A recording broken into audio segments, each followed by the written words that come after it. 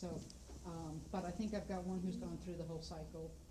I saw her the other day. But when you get up to the fourth floor, you'll see that it's chaos, and you don't even know where some of our faculty are. But yes, remind me, yes, tutors will become available.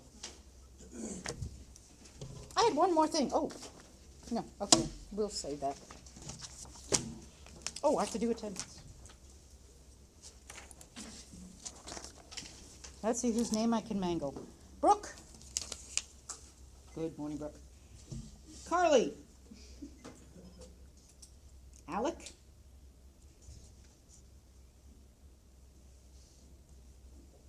Just as long as you've got the right logos, you can stay in class. Krista. Good morning, Krista. Danielle. Morgan's already on her cruise. Brandy. Brandy.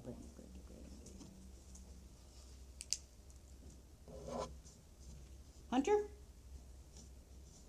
Heather? Oh, goody, goody, goody. I got a Joe Lunas. That's me. Okay. Crystal? Autumn? Right here. Oh, goody, goody, goody, goody, goody. This is the reason I get excited is that means I can just do one name and hopefully I'll get a response from somebody. Gilly. Who wants to be? She's Gilly. I'm Taylor. Okay. She got Gilly first. Derek, you're here. Jennifer. Manifa. Other Heather.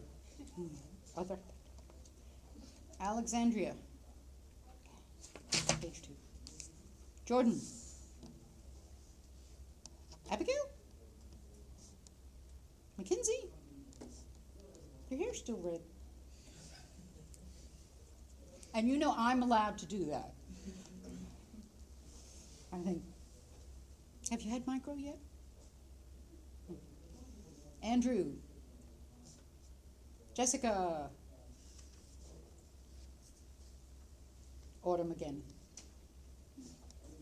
Avalon. Emily. Victoria. Camilla. I see you. Anybody else? Okay.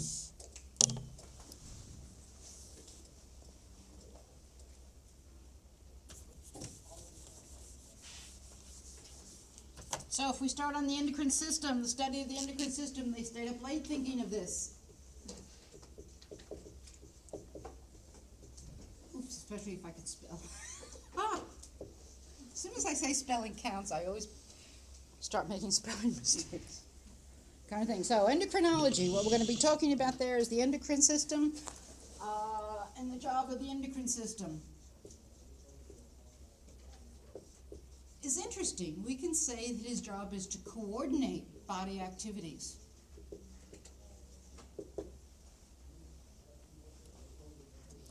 His job is to communicate conditions in one part of the body to the other.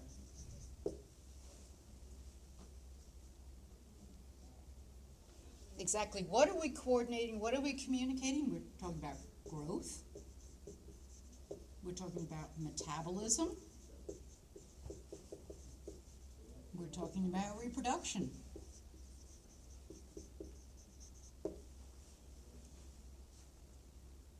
Pretty important things to coordinate and make sure everybody knows what's happening.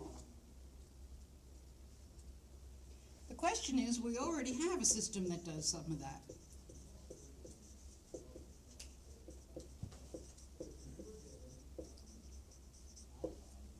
We already have a system that coordinates and lets the body know what's happening. You step on a tack, ouch, et cetera, kind of thing. So why do we have two systems? The body is very frugal. The body usually doesn't overlap. So the question really is that the nervous system, how do we do it? The nervous system is going to do it by electrical impulses.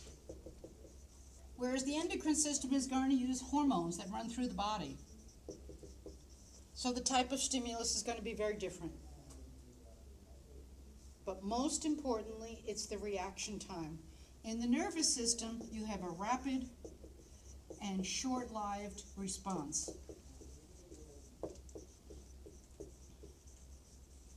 bee sting, ouch, it hurts, and it's over with. In the endocrine system, it's going to be slower in response. But it's usually going to be longer lasting.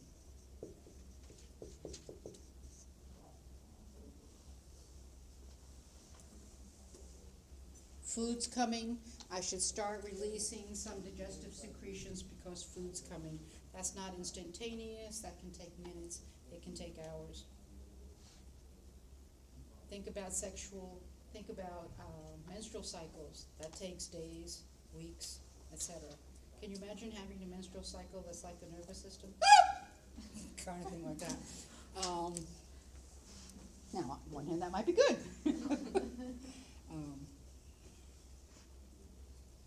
Okay.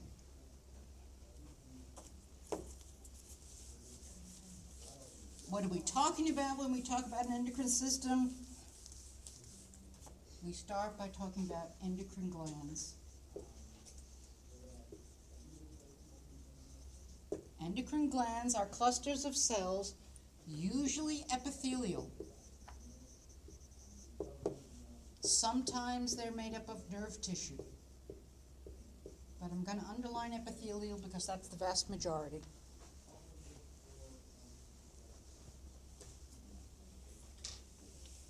In AEP1 you talked about glands, but remember that glands can be divided anatomically into exocrine glands and endocrine.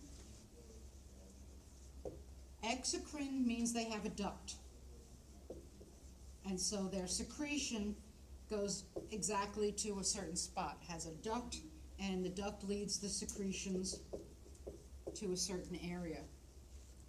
Whereas endocrine, it's just a cluster of cells which act more like a wet sponge, and the secretions come out every which way. You squeeze a wet sponge, and water is going to come out in every direction. Exocrine glands are ductless.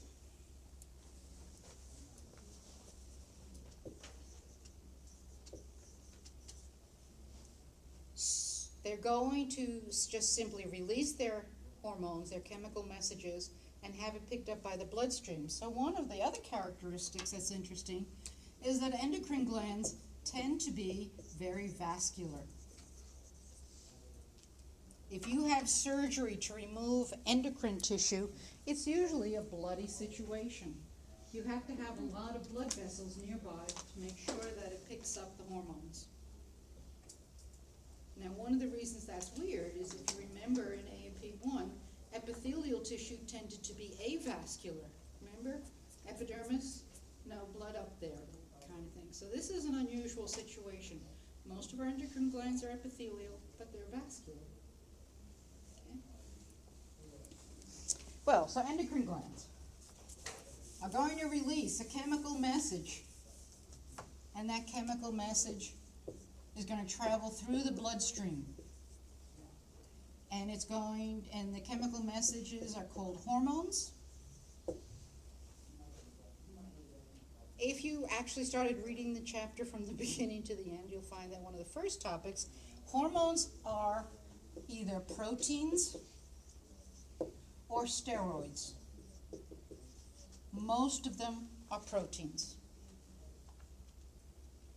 Some authors will also talk about proteins being amines or peptides, but as far as we're concerned, those are just little proteins. So we're just going to say proteins and steroids. Okay? But if you're reading the textbook and it refers to peptides, it refers to amines, just read the word protein. Okay? Functionally, it makes no difference to us. A few of the hormones are steroids, and we all know them, or at least we know most of them. Who are the steroid hormones? Testosterone, estrogen, progesterone, the sex hormones. Sex hormones are steroids. The other two are cortisol and aldosterone. Don't worry, we're all going to get to it. But I just want to let you know that you do know a lot more than... Okay. So hormones are going to travel through the bloodstream, until they get to a target organ. How do they know when they get to the target organ? Because that target organ is going to have little receptor sites that are specifically shaped to receive the hormone. So he's going to just keep flowing through the bloodstream until he finds something that's going to say, oh, okay, there's a sign, that's northeast, I better get off on exit 100, kind of thing. Okay. Now, what's interesting is when a hormone gets to a target, what he's going to do is he's going to either increase or decrease the activity of the target. He's going to make it either work faster or it's going to be inhibitory and slow it down. But a hormone cannot change the nature of the target. Okay, all a hormone can do is make it go faster, so it almost seems like we turned it on, or we can make it go slower, so it looks like we turned it off. But it's just like you can't go to an automobile plant and expect it to make refrigerators, kind of thing. The cells are built to do a certain thing, and all a hormone can do is either make it do more of it or make it do less of it, so that it's noticeable or it's absent. Now, hormones are usually proteins or steroids, but there are some hormones that aren't safe traveling through the bloodstream by themselves. If we let them travel through the bloodstream in their own, they won't get where they're going. They get distracted. It's like giving kids some money and making them walk past the candy store or something, kind of thing. So we have some hormones that are called prohormones. A prohormone simply means it's a form of the hormone as it's released, as it safely travels through the bloodstream, and then when it hits its target, he sort of drops his coat. Oh, that sounds bad. Never mind. And becomes the hormone. So, for example, some of you know, instead of thyroxine, you know T3 and T4 hormones. Those are the prohormone form of thyroxine. So we're not going to worry about T3 and T4, because when it gets to the target, it's thyroxine. So we're just going to talk about thyroxine. Some of you know about estrogens and testosterones. If you're reading blood tests on a patient, you won't see necessarily the word estrogen or testosterone. You'll see a form of estrogen or a form of testosterone, because that's the form that the hormone uses going through the bloodstream before he safely gets to his target. Yeah? Are these hormones only going to the organs? No, they're going all over the body, but that's the beauty of it. So if I've got a whole row of cells here, he's only going to land on the one that has the target, has the receptors. But yeah, that's, in a sense, that makes the endocrine system rather inefficient. I mean, you may have a hormone who's going from the brain down to your gonads, but in the meantime, he's also going to go to your scalp, to your fingertips, kind of thing. So the nervous system may be considered more efficient. So prohormones is one thing that we should be aware of, that you don't always see the name of the hormone on the lab report, because when you're testing blood, you may see the prohormone form of it. I just want you to know the term prohormone. We don't need to know the names of the specific examples. Sometimes hormones don't really go very far through the bloodstream. Sometimes we call them local hormones. They just go next door. So if I've got a group of cells, and this guy releases a hormone, and all it's going to do is affect the cells nearby. And a classic example is when your stomach is activated, it releases a hormone called gastrin. All gastrin does is it tells the other stomach cells to do their thing. It activates the rest of the stomach. Kind of thing. So that's a local hormone.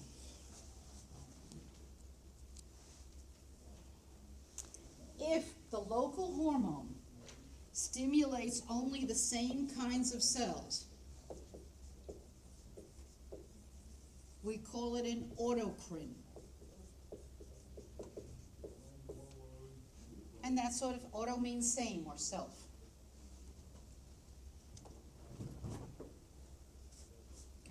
Autocrine are going to be hormones that when they're released, they don't go very far, they're local, but they're only going to affect other cells that look just like them. An example that we'll see later in the semester are chemicals called interleukins, because they are released by white blood cells and only go to other white blood cells. Okay? So an autocrine is a hormone, stays nearby and just talks to the cells that look just like him. On the other hand, other types of local hormones are called paracrines. Again, they stay in the area. They're local. But they're going to talk to anybody nearby that listens. And an example of a paracrine is going to be histamine.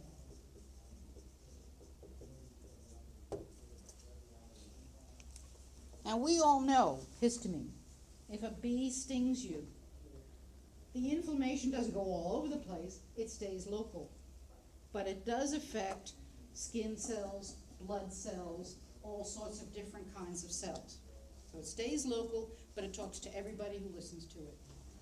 So hormones can be our traditional hormones that we're going to be talking about, but also realize that there can be a variation called prohormones, and that there are some local hormones that have very specific effects, and they're actually a big target of current research because we didn't even know about them until fairly recently.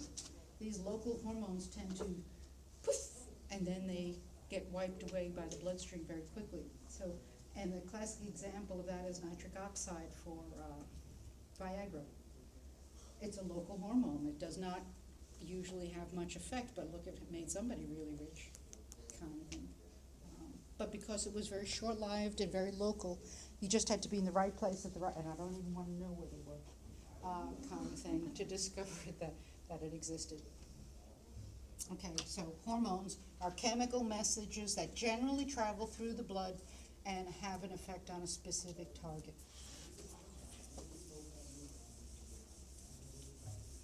I heard that Viagra was supposed to be for something else, but Yes, because its target was simply local blood vessels, so it affected blood pressure, and that's why they tell you, if you listen to the ad and the person goes, don't take it, death.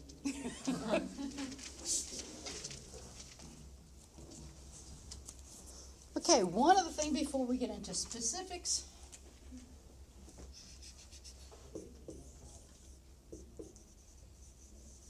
How does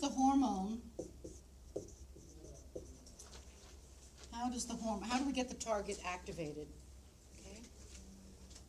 Hormones.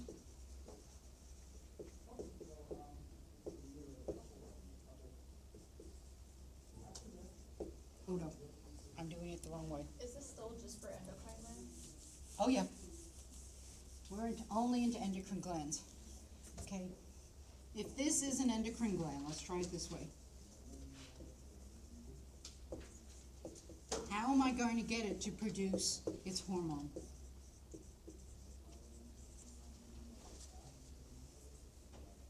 We can threaten its firstborn. We can chop off a couple of fingers. Or, okay, there are 3 ways to stimulate a hormone release. One is pretty straightforward.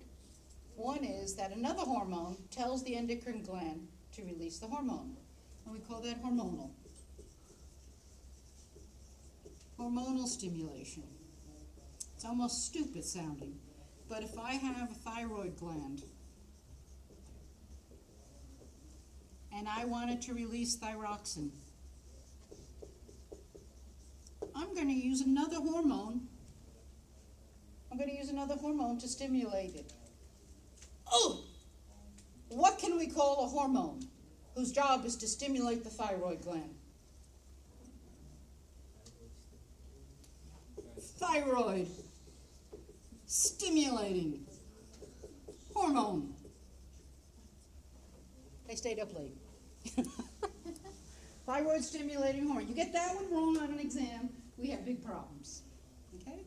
Thyroid stimulating hormone is going to be released. It goes to the thyroid gland, tells it to release thyroxine.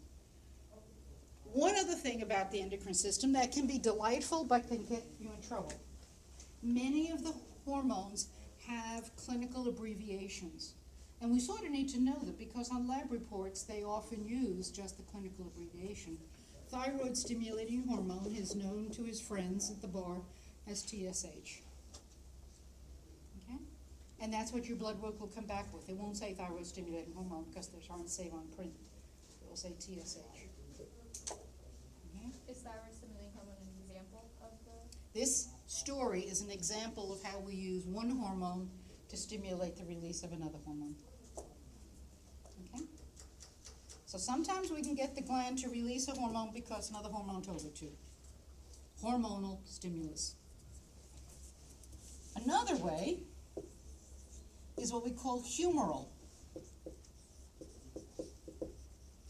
And we have to remember that humors is the old-fashioned word for fluids in the body. So what we're really talking about is blood chemistry. If we have a pancreas, and we want the pancreas to release insulin, what's going to stimulate it is having too much glucose in the bloodstream. Blood conditions, blood chemistry, stimulates the pancreas to release its hormone insulin. Okay? So that's an example of how we can get a hormone produced based on blood chemistry, or humoral.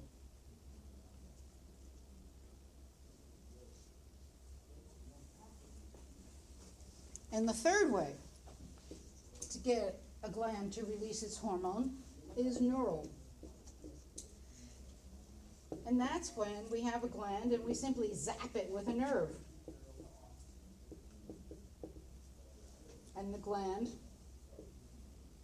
will then go, ah, and releases hormone. Example.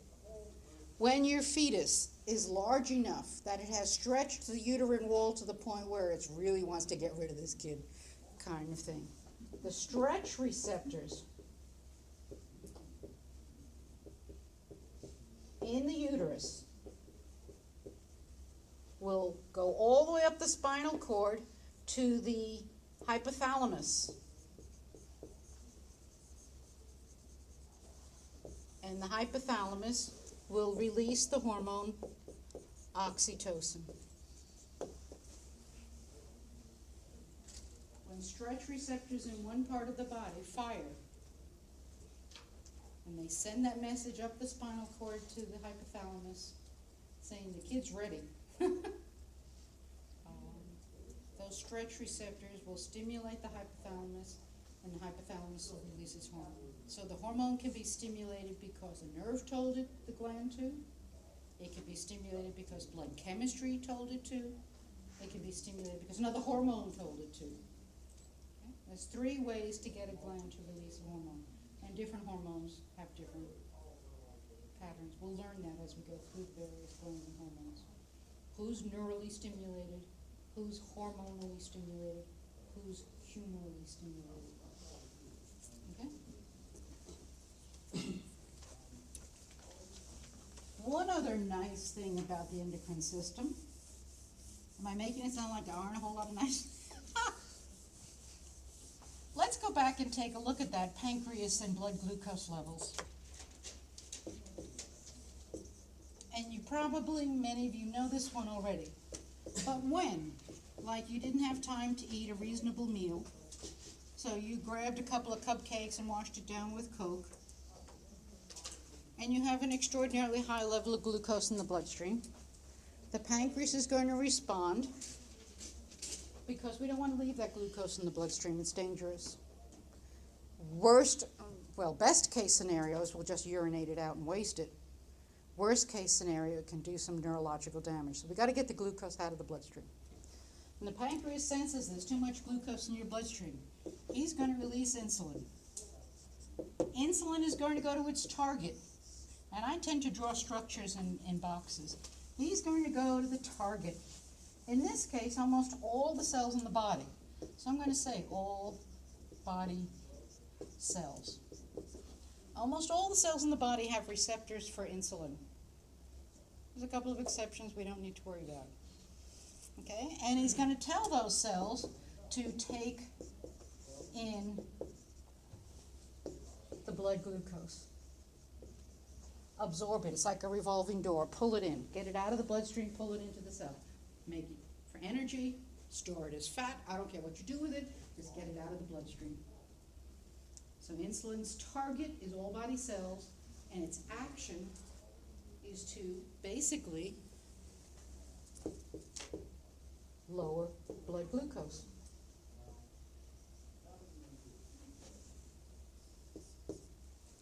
Look what we have here, something from AMP1, a negative feedback reaction. I had a problem, it gets fixed. Blood glucose, homeostasis, kind of thing. Okay. Most of the endocrine responses use negative feedback to solve the problem. So the good news is if we're talking about a story, if we know one end of the story, we can guess the other end of the story. Okay? If we know insulin is released when there's too much glucose, we know what happens. So we have a negative feedback. Well, as we go through our various glands and hormones, what I'm going to ask you is that for every hormone, I'm going to ask you for the source, I'm going to ask you for the target, I'm going to ask you the action. What does it do? And lastly, I'm going to ask you for the stimulus. For the first significant quiz, we are going to have to know that for our major endocrine glands. Given a hormone, where does it come from? Where does it go? What does it do? And why? Okay? The stimulus, the source, the target, the action. Yeah.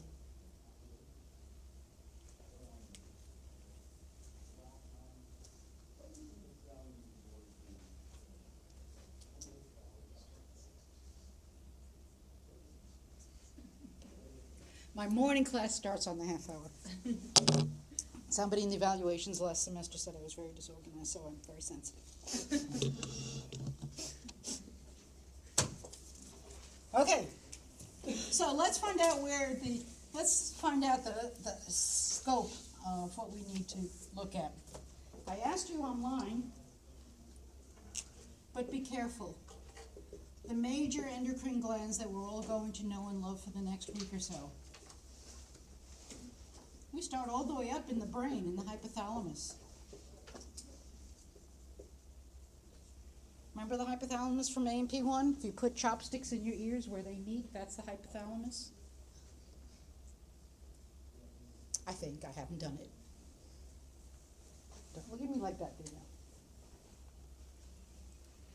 However, there are a few former AMP students that have never been heard from again. Okay, hypothalamus. The hypothalamus is going to release. So we all know where it is. The hypothalamus is if we're in the brain. The hypothalamus is really pretty much right there in the center under the cerebrum. But what we need to know is that the hypothalamus sends out a whole bunch of hormones called releasing hormones, inhibiting hormones,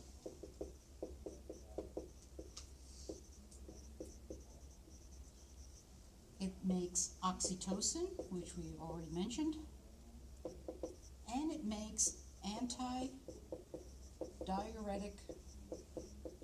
hormone.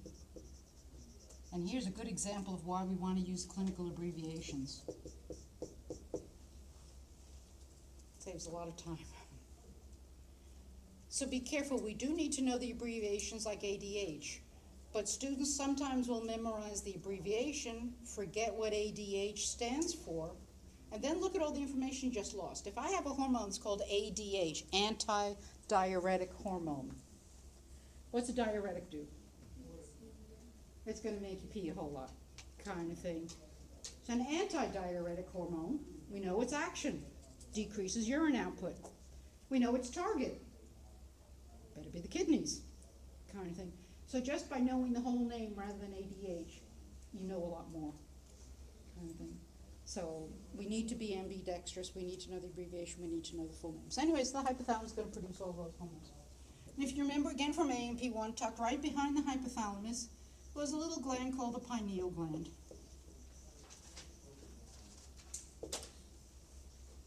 Right, so the pineal gland can be described as posterior and inferior to the cerebrum. He's going to produce what? Melatonin. He's going to produce melatonin.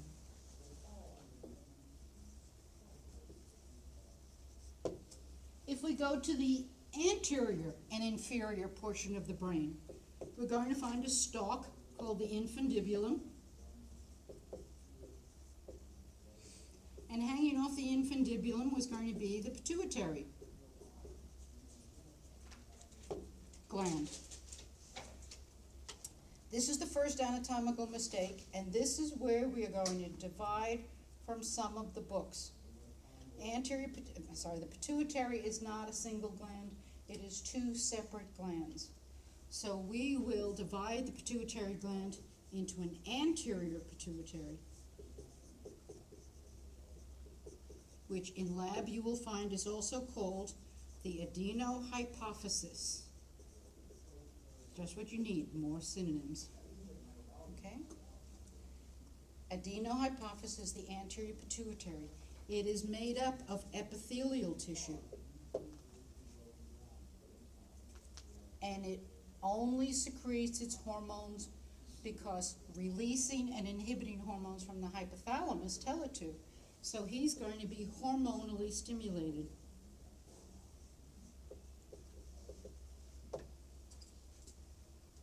The anterior pituitary, if we watch it embryologically, it turns out that it actually develops from the roof of your mouth.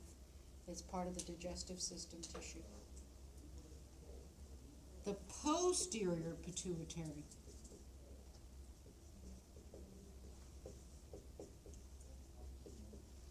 is also called the neurohypophysis. He's actually a downfolding from the brain.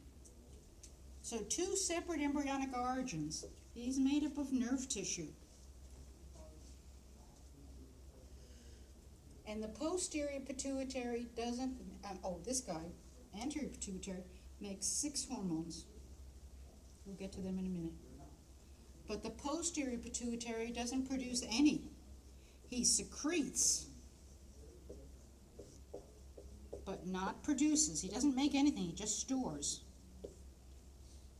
He secretes 2 hormones.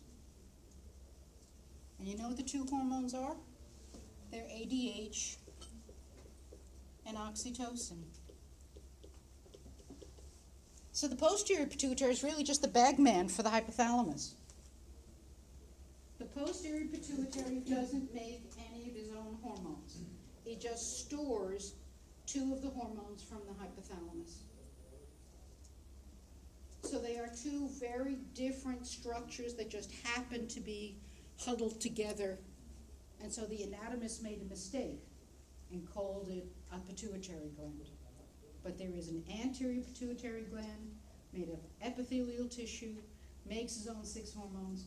There's a posterior pituitary made up of nerve tissue, and he doesn't make any of his own hormones. He just stores what the hypothalamus tells him to. So they are 2 very, very different structures. They just happen to be clustered in that same little skull depression. 2 points, 2 points. What's the name of the little groove that houses the pituitary? The sella turcica kind of thing of the sphenoid bone. Kind of thing.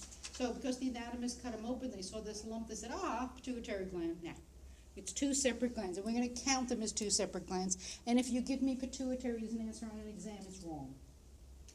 There's 2 separate glands. They act different, they come from different origins, etc. Okay.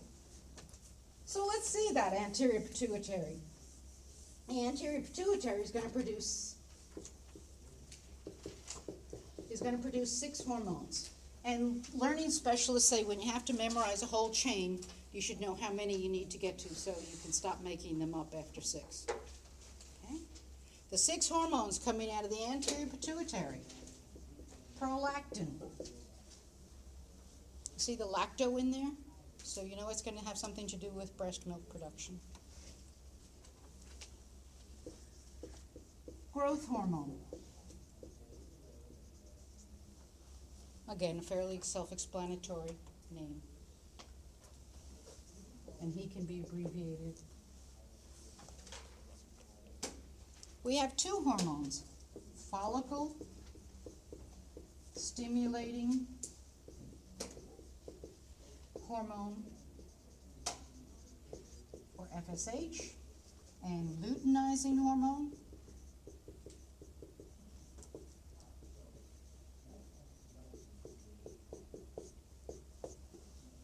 LH.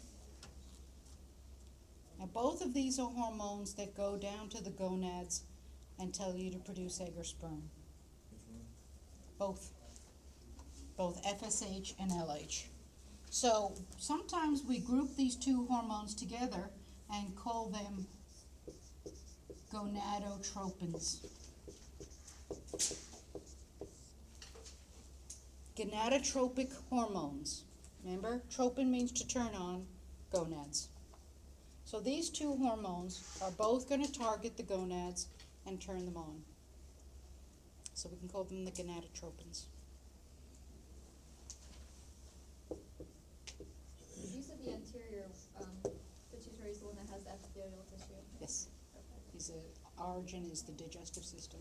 And then the posterior is the one that only secretes two. He secretes, but he didn't make them. He just got them from somebody else. And he's nerve tissue because he's a downfolding from brain tissue. Okay? We have...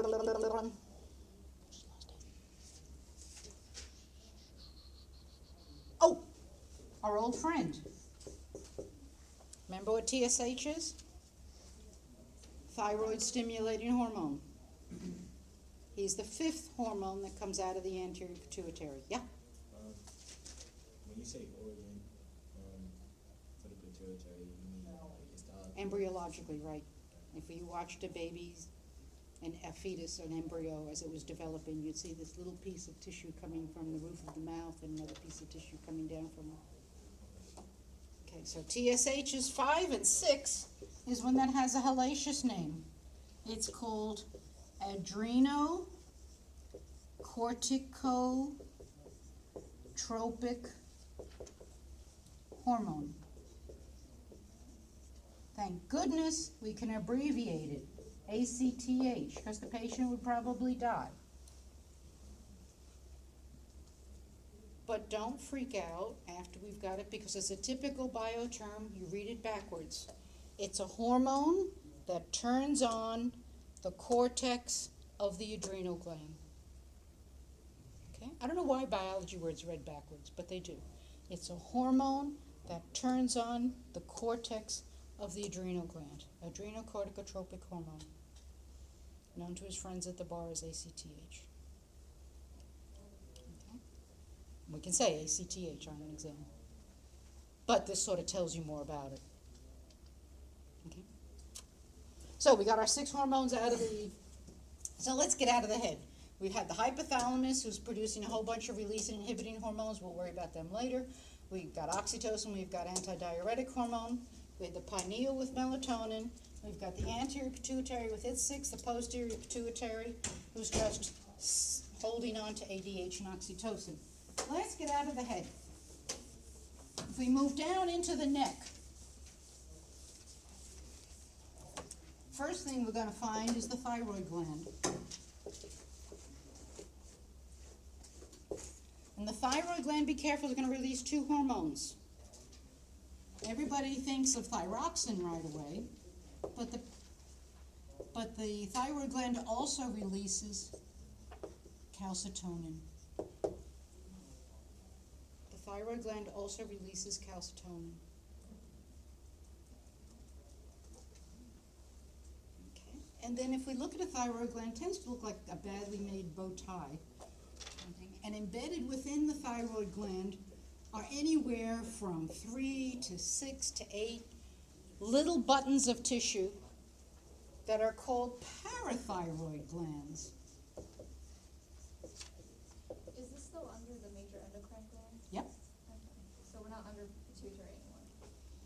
Pituitary, well, anterior pituitary and posterior pituitary. So what have we got? We have 4 so far. Thyroid is going to be 6, I think, and parathyroid is 7.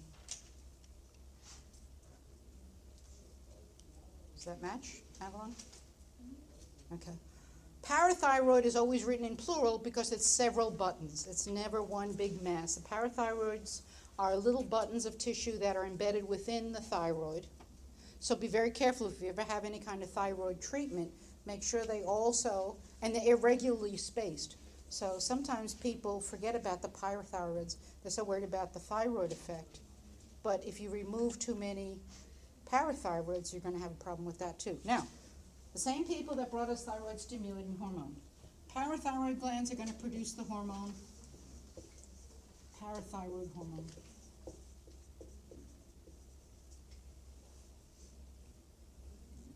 Again, you get that one wrong, we'll find a way to open the window and we can jump out. Okay, parathyroid hormone comes out of the parathyroid gland. I should tell you the administration really gets upset when I say things.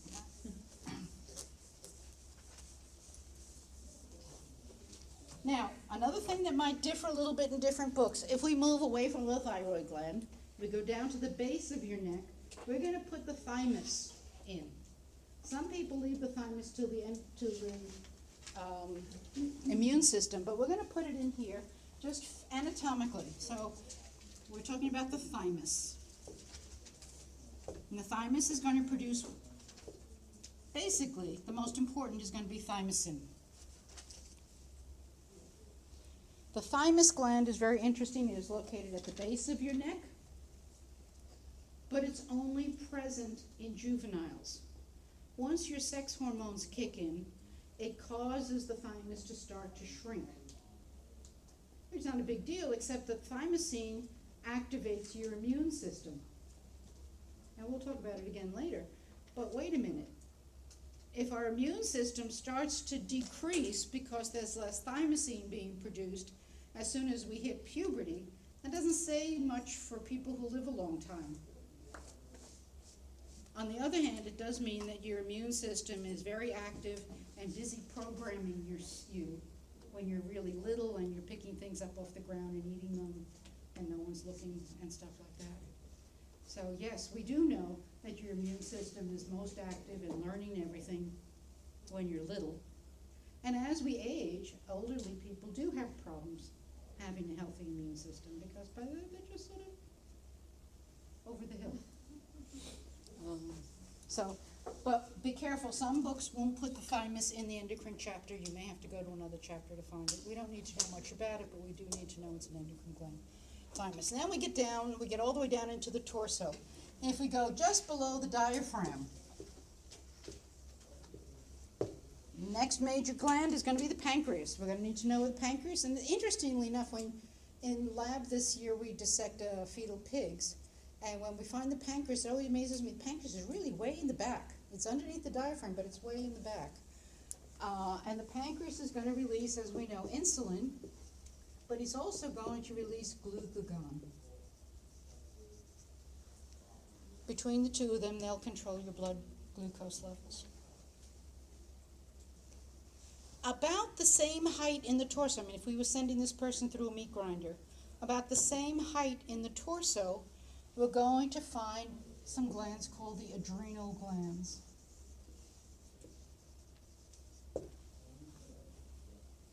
Bad, bad, bad. Another mistake that the anatomist made. They're called adrenal. Ad means they're on top of the kidneys. So if you look at a model, you'll see here's the adrenal gland sitting on top of the kidney. But then when we chop the adrenal gland open, it turns out it's 2 different glands. One's wrapped around the other. So if we look at an adrenal gland, we're going to find out that in the center, we have a gland called the adrenal medulla.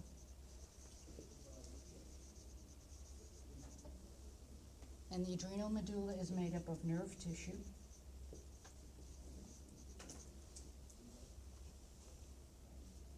He's going to produce 2 hormones that should sound very familiar to you. Epinephrine and norepinephrine.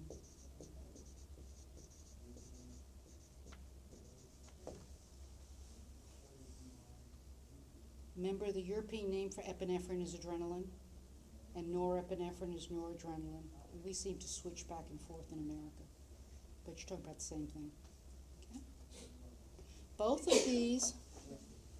of these hormones are proteins, which we'll worry about later. But if I'm making a list, now the outside area, the outside of this, quote, adrenal gland, all of this is the adrenal cortex. It's a separate gland. It's epithelial. And it produces 4 hormones that are steroids. They're not even similar. They're steroids. He's going to produce estrogen, testosterone, cortisol, and aldosterone. And these guys are all steroids.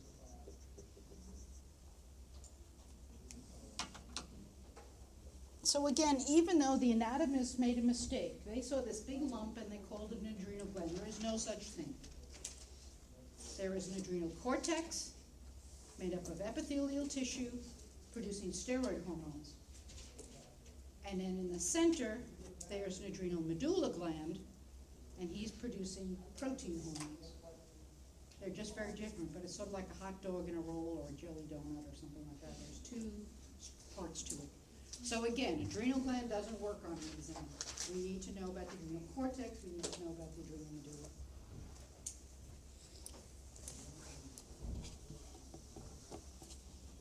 I think we're almost there. Last but not least, we have our gonads. Depending on your persuasion, we have ovaries and we have testes. And testes are going to be found in the scrotal sac. Testes are going to produce 1 steroid hormone, testosterone. Ovaries are going to be found just inside the pubic brim, just inside your pubic bone kind of thing. She's going to produce estrogen and progesterone.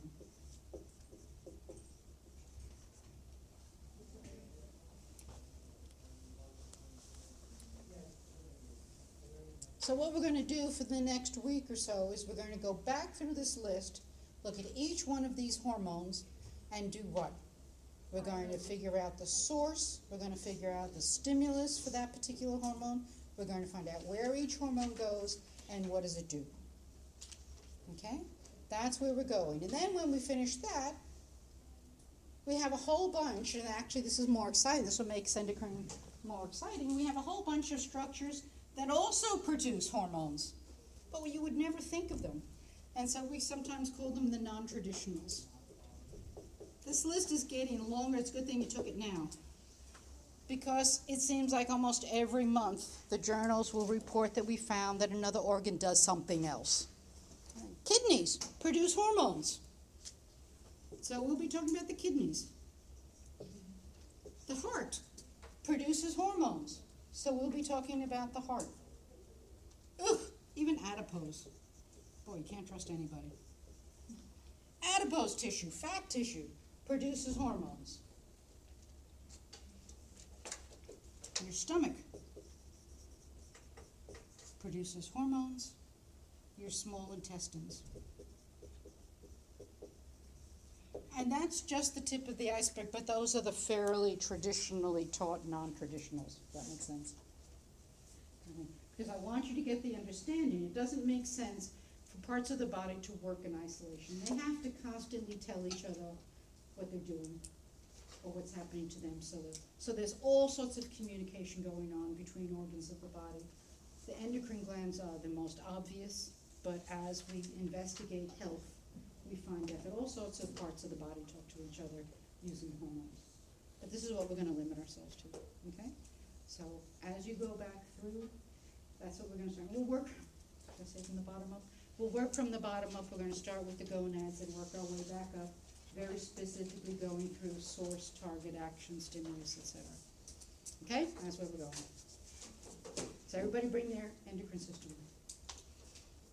with them next time. Yeah, that one. When you're talking about the anterior posterior, which one was the one that you said was hormonally stimulating? Anterior. Okay?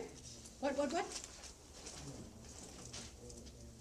I'm saying that we have a whole lot of things after we do the traditional glands. I'm gonna pile on some more stuff. Okay? But as you go back now to whatever book you're using, start by looking at gonads and work your way back up. We'll be doing the adrenals, we'll do the pancreas, and we'll work our way back through the list. Okay? Go away.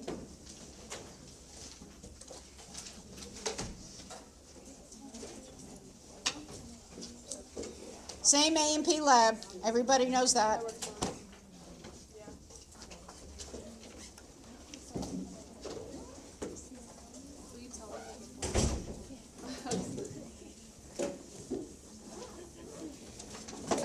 This was the book. Oh, yes. Salad. I got like a text about it. He was in Hawaii. I hate him. Um, And he always shows up at national meetings with a gorgeous tan. his, He's funny. Saladin's funny. Yeah. it'll be okay then? Mhm. Okay. As long as it weighs the same amount so you suffer as much as everybody else. Thank you, I appreciate it.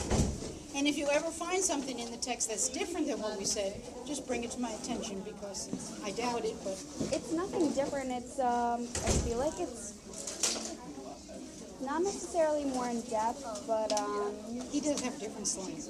yeah, it's a very long read. Very long. So is the OpenStax one. Oh, okay. I think Marib is easier to read, but she seems to have disappeared. OpenStax.org. I don't know why you have all this for no reason. All my You go to that. OpenStax.org. Textbooks. Science. And there'll be a picture of a whole bunch of books. You want the